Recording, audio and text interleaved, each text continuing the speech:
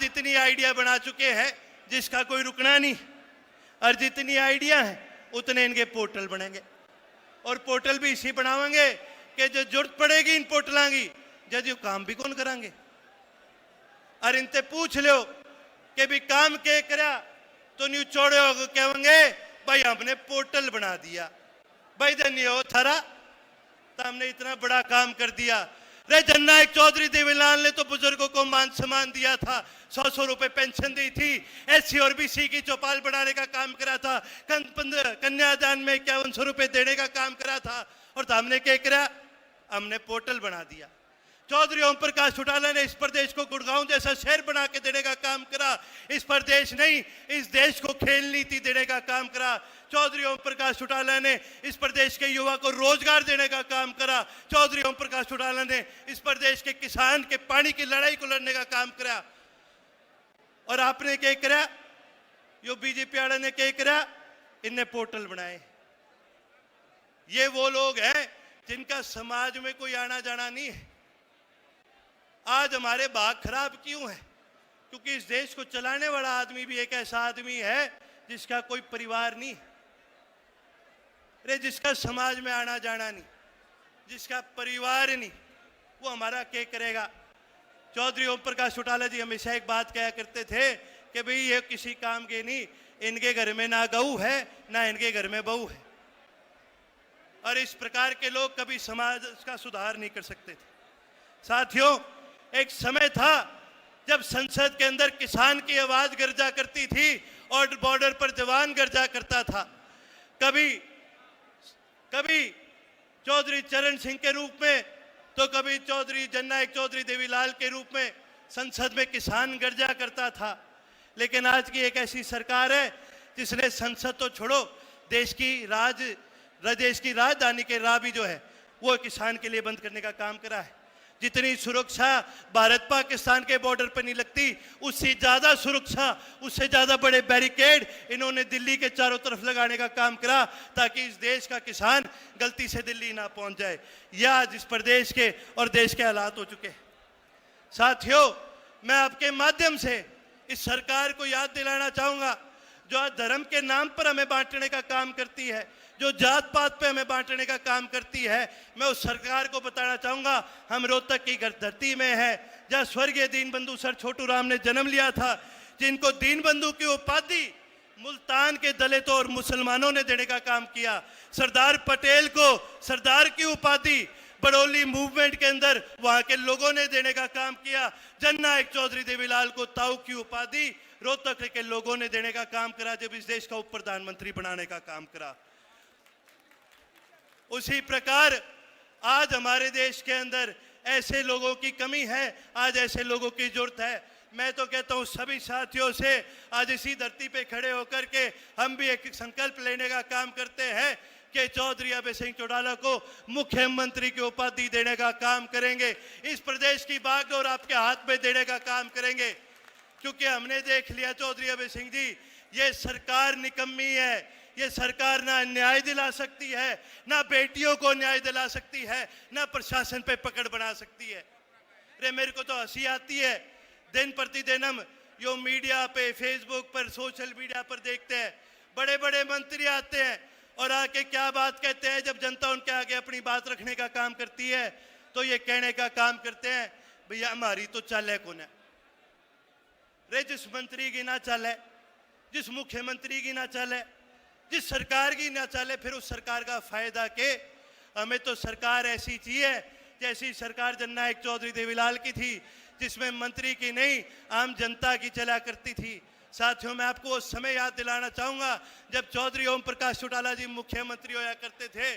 कोई भी साथी डीसी एसपी के दफ्तर चले जाया करता था तो डीसी खड़े होकर स्वागत भी करा करता था, चाय भी पिलाया करता था और साथ में अपने काम भी करा करता था। और आज प्रदेश के यह हालात हो गए, आम आदमी छोड़ो, यो कोई एमएलए मंत्री भी इनके द्वार पर चले जाए, आधा घंटा उसने बाहर बिठा जाएंगे, कह देंगे डीसी साहब तो मीटिंग में बैठे हैं, बाद में मिलांगे। यह हालात इन लोगों ने आज हमारे प्रदेश के कर चुके। साथियों, मैं ये एक चीज कहना चाहूंगा कि हम तभी मजबूत हो सकते हैं जब हम संगठित होकर के दोबारा अपनी आवाज को इस देश की विधानसभा में मजबूती में पहुंचाने का काम करें, जब इस देश की सबसे बड़ी संसद में हम अपनी आवाज को पहुंचाने का काम करें। साथियों, पंजाबी में एक कहावत है, पेट ते ना पई रोटियां सारी गल्लां खोटियां। इस सरकार ने केवल जुमले देने का काम करा है और इसका नुकसान सबसे ज्यादा किसको उठाना पड़ा? हमारे प्रदेश के युवा को उठाना पड़ा। आज साथियों, हरियाणा प्रदेश में कितने ऐसे सैकड़ों गांव हैं जो आज खाली हो चुके हैं। करनाल में गोलपुरा, जींद में दुराना, मोरखी, कालवा, कैथल में मोटोर, ये ऐसे गांव हैं जहां पर आपको युवा नहीं मिलेंगे। आज वो युवा बेचारा बन चुका है, मजबूर हो चुका है, अपनी जमीनें गिरवी रख के डंकी रूट से बाहर जाने का काम कर रहा है। और सरकार के लिए भी कितनी दिक्कत की बात है और उनके परिवार के लिए भी कितनी दिक्कत की बात है कि बस युवा की मृत्यु हो जाती है, परिवार को महीने महीने इंतजार करना पड़ता है, 2-2 महीने इंतजार करना पड़ता है, वो युवा वापस कभी अपने परिवार के पास नहीं पहुंच पाता। आज हमारे प्रदेश के हालात ये दिन प्रतिदिन बदतर करते जा रहे हैं। एक समय था जब हरियाणा खेल के अंदर खेल का सबसे बड़ा प्रतीक माना जाता था। भाइयों, मैं आपको बताना चाहूंगा, कॉमनवेल्थ गेम में आज तक कुल मिला के भारत देश ने 560 मेडल जीते और उन 560 मेडल में से हरियाणा प्रदेश के युवाओं ने, हमारी बहनों ने, हमारे भाइयों ने 163 मेडल जीतने का काम करा है। और तुलना करके बताना चाहूंगा कि गुजरात के खिलाड़ियों ने आज तक केवल 3 मेडल जीते हैं। अब आप सोचोगे ये बात क्यों बता रहा हूं? ये बात इसलिए बता रहा हूं कि थोड़े समय पहले देश के गृह मंत्री अमित शाह ने यह ऐलान करा था कि देश की खेल राजधानी अहमदाबाद को बनाया जाएगा। भाई वो भी ठीक है, बाला तो सबसे ज्यादा दूर मन लगे अमित शाह जी फेंक दे होंगे, फिर तो सबसे तगड़ा पहलवान भी मने लगे यो अमित शाह होगा।